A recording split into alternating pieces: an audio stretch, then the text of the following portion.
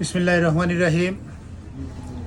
সম্মানিত ভিউয়ার্স, দেশ বিদেশে অবস্থানরত যে যেখানে আছেন, এই পবিত্র ঈদ উল আজহা উপলক্ষে আপনাদের সবাইকে জানাই আন্তরিক শুভেচ্ছা, অভিনন্দন, মুবারকবাদ এবং ঈদ মুবারক। ঈদ মুবারক।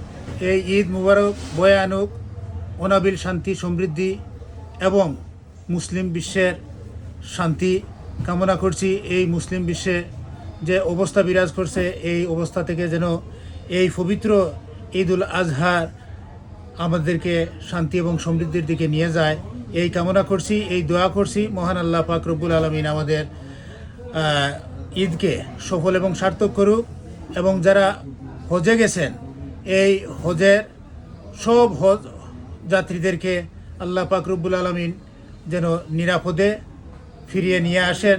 বিশ্বের যে যেখান থেকে গিয়ে যোগদান করেছেন, সবার হজ যেন আল্লাহ পাক কবুল করেন, এই কামনা আশা করছি।